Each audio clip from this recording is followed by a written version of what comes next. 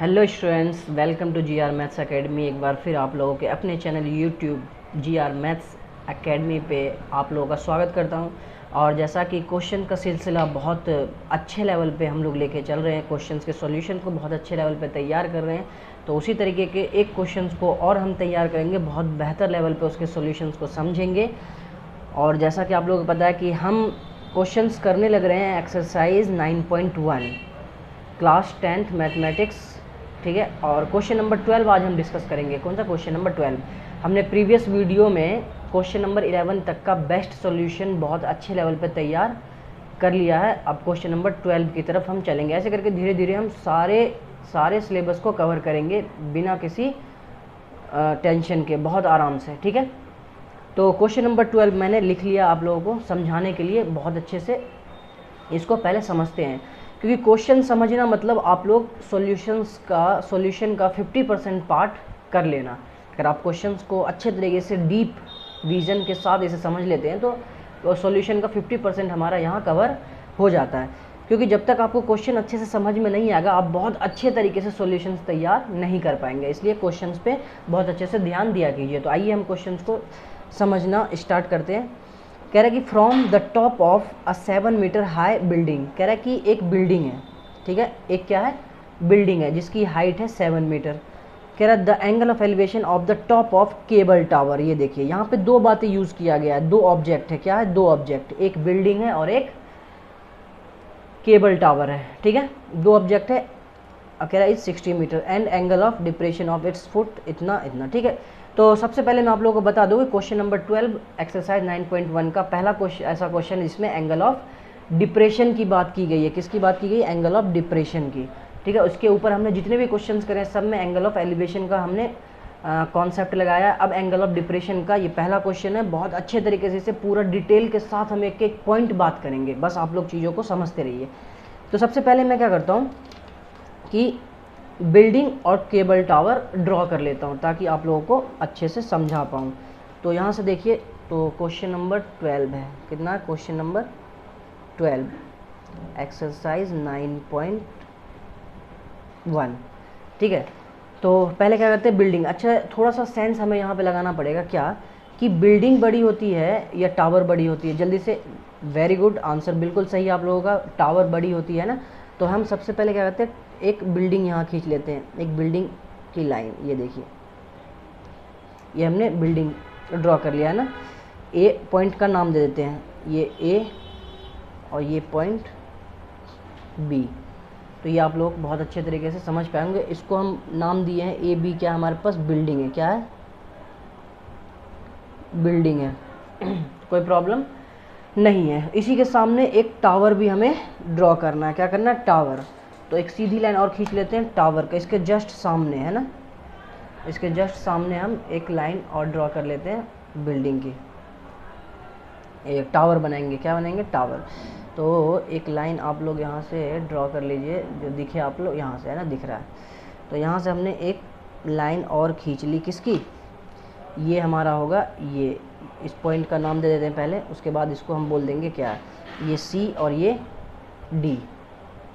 सी और डी आप लोगों को दिख नहीं रहा? इसे मैं थोड़ा सा नीचे कर देता हूँ, दिखेगा, सब दिखेगा, बिल्कुल टेंशन नहीं लेना आप लोगों को, ठीक है। तो डी, और इसका नाम हमने दिया है टावर। यही हमारा क्या? टावर, ठीक है, ये हमारा टावर है। तो इतनी सी बात तो क्लियर है। ये बिल्डिंग का टॉप है और ये बिल्डिंग का बॉटम है। ये टावर का टॉप है और ये बिल्डिंग टावर का बॉटम है। तो आगे क्वेश्चंस को पढ़ते हैं और ड्रॉ करते हैं। क्या कह रहा है कि from the top of 7 metre high. इसकी हाइट कितनी है? 7 मीटर, ठीक है। कह रहा है कि टॉप ऑफ बिल्डिंग, बोला यहाँ पे from the top of building, इसका मतलब from the top of building, building का टॉप से एंगल ऑफ एलिवेशन बन रहा है। ये देखिए एंगल ऑफ एलिवेशन ऐसे ही तो बनेगा। देखिए देखिए, ये लाइन गई यहाँ, ठीक है, एंगल ऑफ एलिवेशन। और आपको पता है कि एक प्रिंसिपल एक्सिस हमें ड्रॉ करना होता है, वहीं से एंगल ऑफ एलिवेशन बनेगा। ये 60 डिग्री आपका हो गया, कोई प्रॉब्लम नहीं यहाँ तक, बहुत अच्छी बात है, बहुत अच्छे तरीके से आप समझ रहे हैं। चलिए आगे क्वेश्चन में क्या कह रहा है कि ऑफ द एंगल ऑफ, उसके बाद कह रहा है कि एंगल ऑफ एलिवेशन हमने ड्रॉ कर लिया। कह रहा है कि of the top of cable tower is 60 degree, ये हमने 60 डिग्री ड्रॉ कर लिया है, ठीक है। उसके बाद बोला यहाँ पे and angle of depression of its foot, कह रहा है कि यहीं से from the top of building, angle of depression कहाँ, फुट से, किसके फुट से, टावर के फुट से, टावर के फुट से एंगल ऑफ डिप्रेशन कहाँ बनेगा, इससे एंगल ऑफ डिप्रेशन नीचे ही तो बनेगा, नीचे। तो हम यहाँ से क्या करते हैं, ये हमने एक ड्रॉ कर लिया लाइन, ये हमने angle of depression, angle of depression कहाँ से, यहाँ से ही तो बनेगा, प्रिंसिपल एक्सेस से ही तो बनेगा। 45 डिग्री बना रहा है, कितना बना रहा है, 45 डिग्री। देखिए फुट इज़ 45 डिग्री, कितना एंगल बना रहा है, 45। ठीक कह रहा है determine the height of tower, height of tower determine करने के लिए कह रहा है। तो इसको हम जल्दी से इसको ज्वाइन कर देते हैं, इसको हमने एक डॉटेड लाइन ज्वाइन कर लिया, ठीक है। अब हमें क्या निकालना, हाइट ऑफ टावर, कहने का मतलब कि इसकी हाइट बतानी पूरी, ये हाइट हमें बतानी है, ठीक है। अच्छा एक बात देखिए, यहाँ पे ये अगर 7 है तो यहाँ से यहाँ तक भी क्या होगा, 7 मीटर होगा, यहाँ से यहाँ तक भी 7 मीटर होगा, ठीक है। अगर ये 7 मीटर है तो आइए क्वेश्चंस को तैयार करते हैं। हम इसे लेट कर लेते हैं थोड़ी देर के लिए x, इसे क्या मान लेते हैं, x मीटर, क्या मान लिया हमने, x, ठीक है। तो हमें x की वैल्यू अगर मिल जाए तो हम इजीली बता पाएंगे। तो और ये कह रहा है कि यहाँ से, अच्छा ये 7 मीटर है, तो देखिए यहाँ से क्या करते हैं कि पहले ये देखिए यहाँ पे ये लाइन, यहाँ पे समझना होगा आप लोगों को, क्वेश्चन समझिएगा तभी इसको अच्छे से सॉल्व कर पाइएगा। ये देखिए ये लाइन और ये लाइन आपस में पैरेलल लाइन होगा, क्योंकि ये ग्राउंड पे है और ये हमने एक स्ट्रेट लाइन, प्रिंसिपल एक्सेस भी एक स्ट्रेट लाइन होता है, तो ये और ये क्या है, पैरेलल है, पैरेलल का। और ये ट्रांसवर्सल का काम करेगा ना, ये ट्रांसवर्सल लाइन होगी ना, ये वाली ट्रांसवर्सल लाइन है ना, क्लास 9th में आप लोगों ने पढ़ा होगा ट्रांसवर्सल लाइन, जब दो लाइन को एक लाइन को एक कट करता है तो उसी लाइन को ट्रांसवर्सल करते हैं, तो ये ट्रांसवर्सल है। तो क्या करता है, जैसे ये ट्रांसवर्सल लाइन हुआ, ये दोनों पैरेलल है, तो अल्टरनेट इंटीरियर एंगल से क्या हो जाता है, ये अगर ये 45 है तो ये भी 45, किससे, अल्टरनेट इंटीरियर एंगल। क्या होता है, अल्टरनेट इंटीरियर एंगल हमारी एक प्रॉपर्टी होती है, तो उसी से हम कह देते हैं कि अगर ये 45 है तो ये भी 45 है। तो ले लेते हैं पहले ये ट्राइंगल ले लेते हैं बहुत अच्छे से, तो इसको हम मान लेते हैं x, और उसको तो हमने x ले ही लिया, इसको हम y ले लेते हैं, क्या ले लेते हैं, y मान लिया हमने कि इसकी लेंथ क्या है, y है। चलिए अच्छा, अब इन ट्राइंगल पहले BAC ले लेते हैं, BAC में देखिए क्या है कि 45 है। अच्छा ये बेस और ये परपेंडिकुलर, बेस और परपेंडिकुलर में तो एक बात बताइए कि क्या हो जाएगा, बेस और परपेंडिकुलर में कौन सा ट्रिगोमेट्री रेशो कनेक्ट करता है, tan का, तो tan 45 डिग्री बराबर क्या होगा, परपेंडिकुलर मतलब AB अपॉन AC, ठीक है।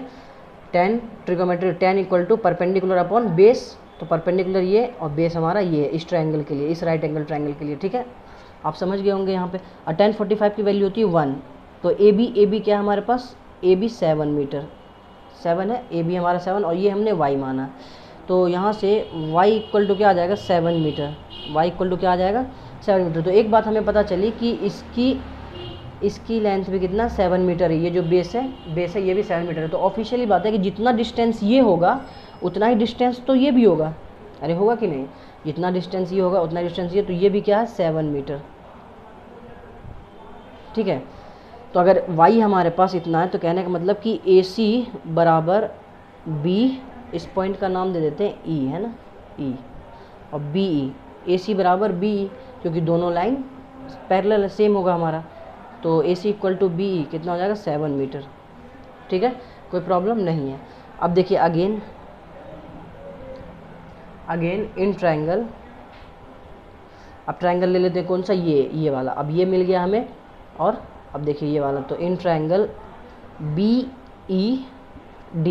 कौन सा लिया ट्रायंगल हमने, BED, तो BED में देखिए ये बेस है, ये परपेंडिकुलर है, तो कौन सा लेंगे, tan रेशियो ही लेंगे, tan 60 डिग्री, कौन सा, 60 डिग्री इक्वल टू क्या हो जाएगा, परपेंडिकुलर अपॉन बेस, तो ED अपॉन BE, ठीक है, ED अपॉन BE, और tan 60 की वैल्यू होती है √3, tan 60 की वैल्यू √3, तो ED कितना हमारे पास, ED है x अपॉन और बी ई कितना है, बी अभी अभी हमने निकाला 7 है, तो x इक्वल टू यहाँ से क्या आ गया 7√3। बहुत ध्यान से एक बात आप देखिए यहाँ पे कि ईजिली हमने x की वैल्यू निकाल ली, मतलब कि इसकी लेंथ हमने बता दी है, टावर की कुछ लेंथ हमने बता दी है और ये लेंथ कुछ दे रखा है, तो हमें हाइट ऑफ टावर ही तो पूछा है। तो यहाँ से हम क्या कर देंगे कि हाइट ऑफ टावर क्या थी, अरे हाइट ऑफ टावर क्या थी, सी और डी, सी डी है ना। तो सी डी को हम किस तरीके से रिप्रेजेंट कर रहे हैं, सी डी को हम क्या कर रहे हैं कि सी ई प्लस ई डी, इसी तरीके से तो लिखेंगे सी ई प्लस ई डी, पूरा सी डी हो जाएगा। अच्छा सी ई कितना है, सी ई 7 है, 7 और प्लस, और ई डी कितना अभी हमने फाइंड करा, ई डी हमने फाइंड कर लिया 7√3, यहाँ पर लिख दिया हमने 7√3। तो आप इसे जल्दी से 7 कॉमन लीजिए तो ये बच जाएगा 1 + √3, ठीक है, इतना मीटर। तो हाइट ऑफ टावर कितना है 7 ब्रैकेट में 1 + √3, ये आपका आंसर हो जाएगा, ठीक है। और आंसर में √3 + 1 दे रखा होगा तो कोई दिक्कत नहीं है, 1 + √3 लिखिए या √3 + 1 लिखिए, दोनों की वैल्यू सेम ही है, कोई दिक्कत उसमें नहीं है। तो मैं उम्मीद करता हूँ आप लोग इस बात को समझ पाए होंगे बहुत अच्छे से और बहुत अच्छे तरीके से। अगर आपको कोई भी डाउट होता है तो आप कमेंट कीजिए, कमेंट बॉक्स में कमेंट कीजिए, मैं आप लोगों को ज़रूर उसका रिप्लाई बहुत अच्छे लेवल पर तैयार करके दूंगा, ठीक है। तो अगर आप लोग चैनल पे नए हैं तो जल्दी से चैनल को सब्सक्राइब कीजिए, क्योंकि आप लोगों का एक एक्टिविटी हमारे लिए मोटिवेशन का काम करता है। तो बहुत जल्द हम लोग नेक्स्ट क्वेश्चंस को लेके आगे बढ़ेंगे, तब तक अपना ख्याल रखिए, बाय बाय, टेक केयर।